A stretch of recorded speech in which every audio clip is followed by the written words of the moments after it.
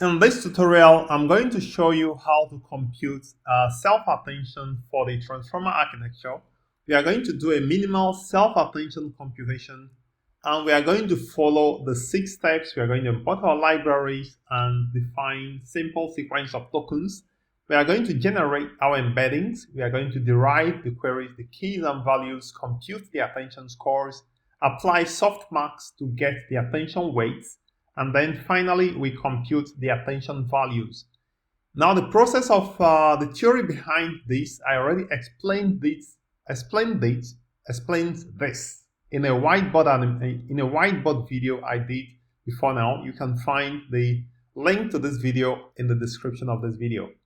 Alright, so let's go ahead to get started. And by the way, if this is your first time visiting my channel, this is the best place you can learn about neural networks, machine learning, data science, and any related topic.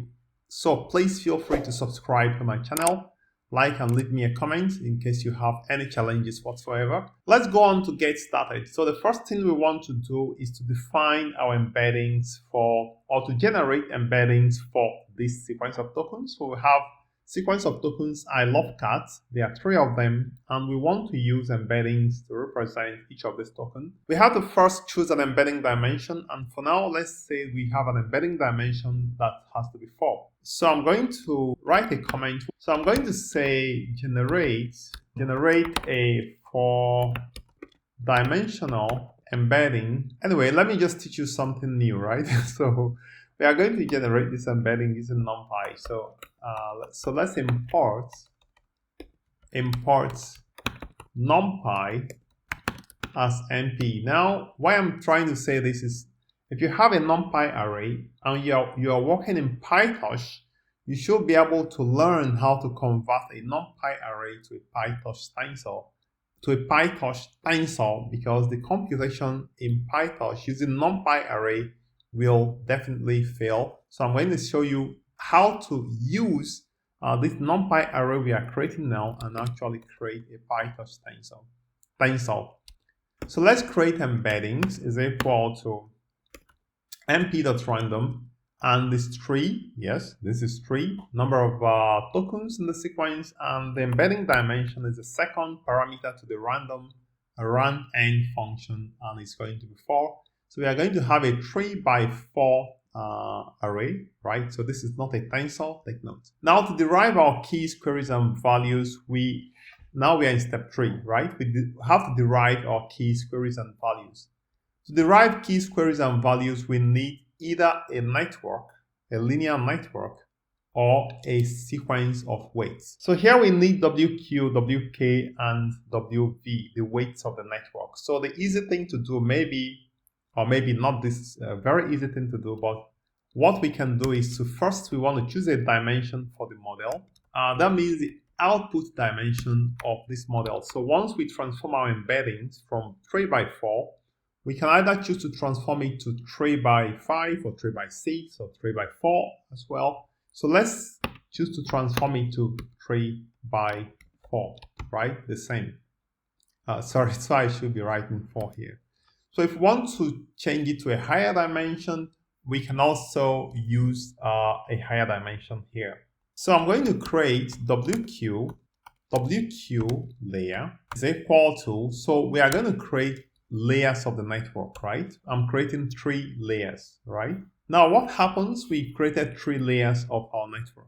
These layers now, they are initialized with random weights. And how are these layers like? These layers have 4 neurons, and each of the 4 neurons can handle 4 features, right? 4 dimensions.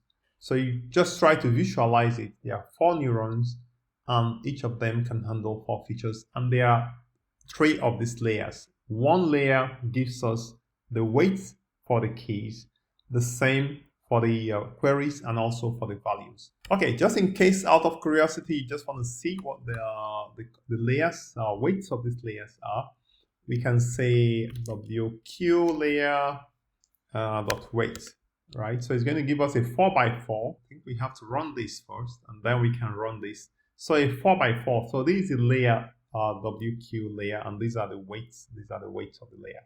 Okay, I'm going to also teach you something because now this is a neural network layer we've created. More or less like we've created a neural network, but not really a complete neural network. So now to compute our keys, our queries, and our values, we are going to take the embeddings and pass it through this layers of this network, right? So how do we do this? So to compute Q, we are going to say WQ layer dot forward, and you provide torch.tensor embeddings. Now this is going to be a problem, right? So if I run it, I think we have an error.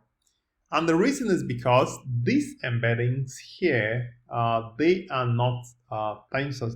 Now, if you go back and let's look at the type of embeddings, the type we have there. So let's say type, we are going to see that the type here is a NumPy array actually. Okay, yeah, so we have a float. The NumPy is a float. The embeddings is of type floats, right?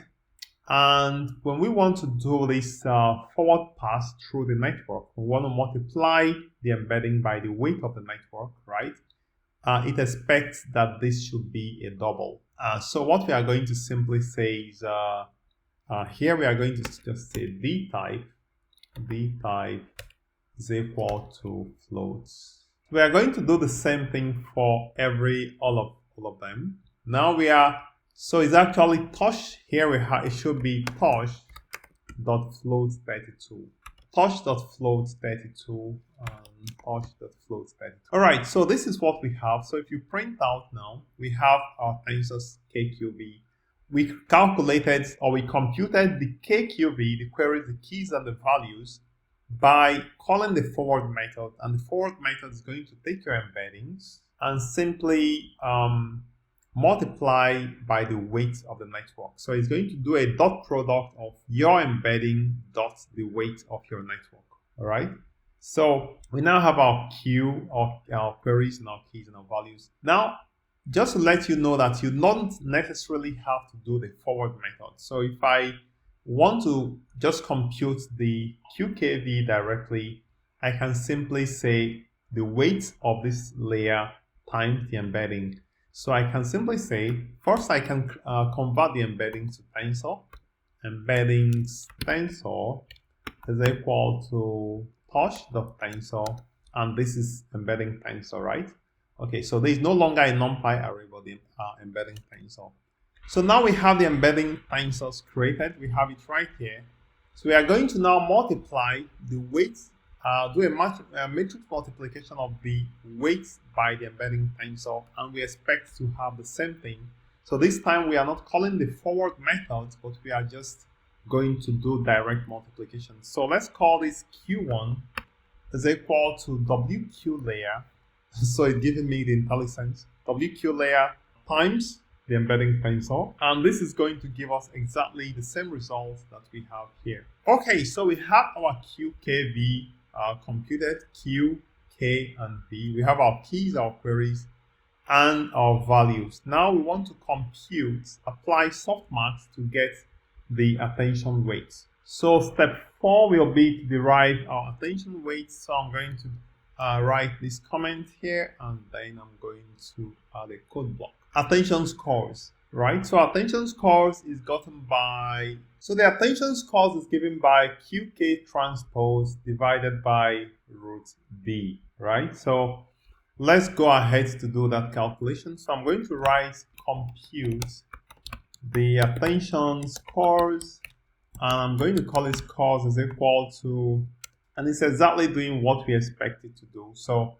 torch.matmul Q times Q matmul, which is actually a dot product of query times key transpose, and we are dividing by root B. So I'm going to, let's take a look. So we have the attention scores, and our attention scores here is a 3x3 matrix. Okay, so now we've computed our attention scores, and take note of the dimension of the attention scores is now 3x3 because we are multiplying each of the query by key, and we have a query to be 3x4 times the key, which is 4x3, and it gives us a 3x3 tensor. Okay, so we now have to apply the softmax to get the attention weight. So I'm going to just write the comment, apply softmax to derive the attention weights.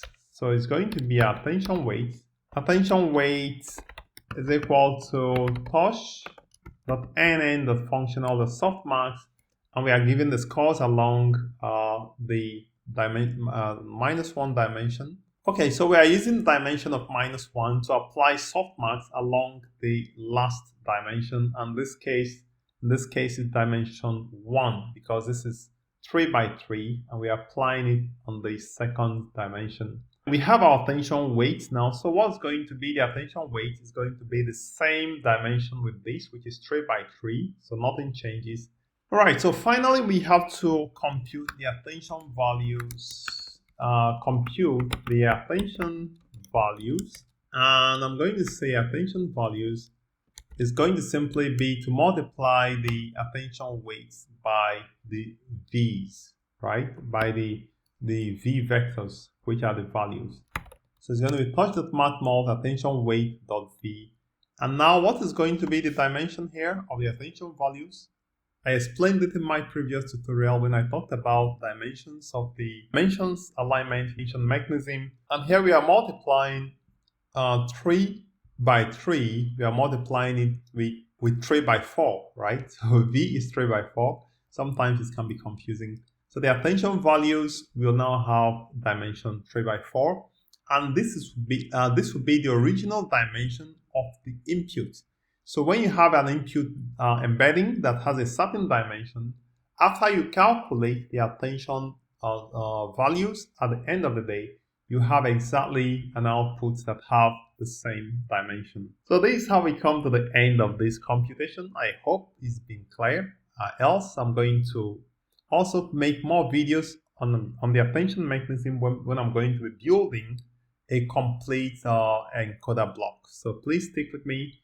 If this has been informative, please subscribe to my channel and also leave me a comment, like this video, and hopefully we meet in the next part.